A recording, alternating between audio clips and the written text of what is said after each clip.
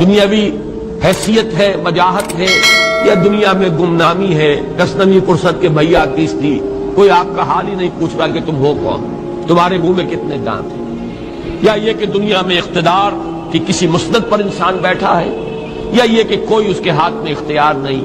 یہ تمام جو حالات انسان پر طاری ہوتے ہیں، ان کے جواب میں جو طرز عمل فکری اعتبار سے اور عملاً انسان اختیار کرتا ہے، اس کے 4 درجے ہیں.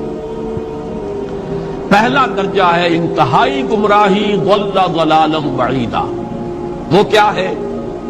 اگر عزت ہوئی، نعمتیں ملی، فلاں دیوی یا دیوتا کی نگاہ کرم ہے، اس کی کرپا سے یہ ہو گیا.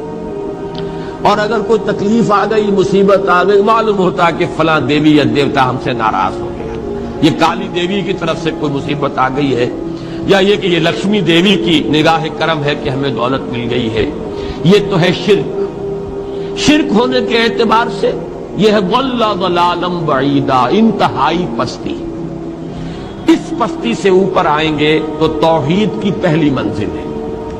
عزت دی اللہ نے دی، اگر کوئی تنگی آ گئی، فقر، تکلیف، کوئی ذلت، رسوائی، یہ بھی اللہ کی طرف سے.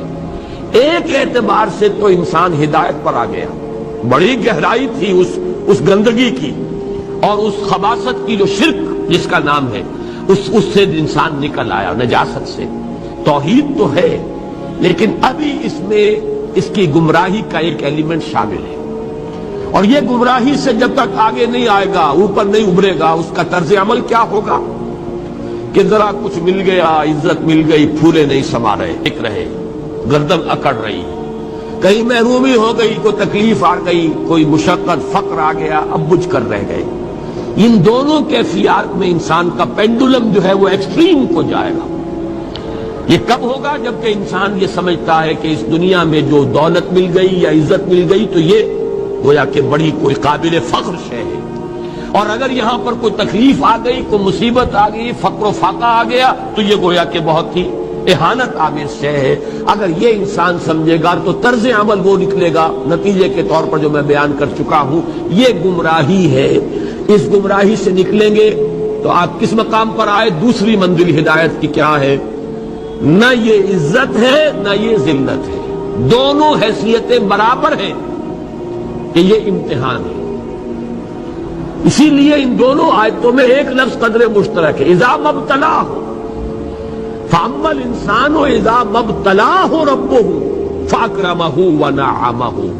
یہ بھی ایک ابتلا ہے، آزما رہا ہے اللہ. کبھی وہ دے کر آزماتا ہے، کبھی چھین کر آزماتا ہے، کبھی فقر و فاقہ سے آزماتا ہے، کبھی وہ کثرت دولت اور کثرت مال سے آزماتا ہے، کبھی وہ صحت دے کر آزماتا ہے کہ یہ قوت اور توانائی اور صحت جو میں نے دی ہے یہ اس میں کیا کرتا ہے، کبھی وہ مرض کے ذریعے سے آزماتا ہے کہ صبر کرتا ہے کہ نہیں کرتا. ہمارے لیے شکوہ اور شکایت تو اس کی زبان پر نہیں آ جاتی، نالہ اور شیون تو نہیں آ جاتا، تکلیف جھیلتا ہے کہ نہیں جھیلتا، اس میں تحمل ہے کہ نہیں ہے، تو صبر کرتا ہے یا شکر کرتا ہے. یہ دونوں کیفیات در حقیقت اس اعتبار سے مساوی ہے، یہ بھی امتحان، یہ بھی امتحان. یہ حقیقت جب سامنے ہوگی اب وہ پینڈولم جو ہے وہ بہت کم ہو جائے گا. یعنی انسان میں طبعی طور پر تو ایک اثر ہوتا ہے غیر اختیاری. کسی چیونٹی نے کاٹا آپ کے پاؤں پر، آپ اپنا پاؤں ہٹا لیں گے، اس میں کوئی ارادہ نہیں، یہ ریفلیکس ایکشن ہے، غیر اختیاری فعل ہے. اس حد تک تو انسان ضرور متاثر ہوتا ہے، اس سے تو کوئی انسان جو ہے وہ بلند تر نہیں ہو سکتا. حضرت ابراہیم رضی اللہ تعالیٰ عنہ، حضور کے وہ نومولود فرزند، انتقال جب ہو رہا تھا آپ کی آنکھوں میں آنسو آ گئے. اب یہ ایک طبعی اثر ہے، ایک فعل ہے، انفعالی کیفیت ہے جو بالکل طبعی ہے، لیکن یہ نہیں کہ اس کی وجہ سے انسان کی زبان پر کوئی شکوہ آ جائے، کوئی شکایت آ جائے، یہ نہیں ہوگا. یہ ایمان کے منافی ہے. اسی طریقے سے اگر کوئی خوشی ہوئی ہے تو چہرے کے اوپر ایک نکھار آ جائے گا، تبسم آ جائے گا، اس سے زائد نہیں. اس حد تک تو یوں سمجھیے کہ انسان کا طبعی تقاضا ہے. اس سے زیادہ یہ پینڈولم اگر سوئنگ کر رہا ہے تو گویا کہ اس حقیقت سے انسان محجوب ہے کہ یہ بھی امتحان ہے، یہ بھی امتحان ہے. جو ہم سورہ حدید میں پڑھ چکے ہیں، ما اصاب من مصیبت فی الارض ولا فی انفسکم الا فی کتاب من قبل ان نبراها ان ذلک علی اللہ یسیر لکے لا تاسوا علی ما فاتکم ولا تفرحوا بما آتاکم۔ اللہ تمہیں کچھ دے تو اتراؤ مت، اللہ تم سے کچھ چھین لے تو اس کے اوپر افسوس مت کرو۔ یہ نتیجہ ایمان کا نکلنا چاہیے۔ اگر تمہیں ایمان ہے اللہ پر، اگر تمہیں یقین ہے کہ جو کچھ ہوا ہے اللہ کے اذن کے بغیر نہیں ہوا، اگر تمہیں یقین ہے کہ اللہ نے جو میرے لیے طے کیا ہے اس میں میرے لیے خیر ہی ہے، چاہے فی الحال فی الوقت فوری طور پر مجھے ناگوار محسوس ہو رہی ہے بات، لیکن یقیناً میرے لیے اس میں خیر ہے میرے رب کی طرف سے، کہ ہر کے ساتھ کی اما ریخت عین الطاف فصل۔ ہم تو شارٹ سائٹڈ ہیں، ہم دیکھ نہیں سکتے کسی شے کو، ہم اس کے ظاہر کو دیکھ کر گھبرا اٹھتے ہیں کہ یہ تو تکلیف آ گئی، کیا پتا اسی کے پردے میں اللہ کی رحمت آ رہی ہے۔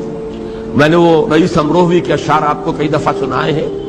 وہ وقت آیا کہ ہم کو قدرت ہماری سعی و عمل کا پھل دے، بتا رہی ہے یہ ظلمت شب کہ صبح نزدیک آ رہی ہے۔ ابھی ہے کچھ امتحان باقی، فلاکتوں کے نشان باقی، قدم نہ پیچھے ہٹے کہ قسمت ابھی ہمیں آزما رہی ہے۔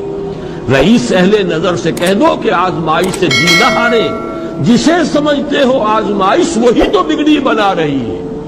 اسی آزمائش سے تو بگڑی بنے گی، اسی سے تو تمہارا خیر جو ہے اجاگر ہوگا، سامنے آئے گا، پتہ چلے گا who's who, what is what۔ ابو بکر میں کتنا یقین اور ایمان تھا، یہ کیسے معلوم ہوگا؟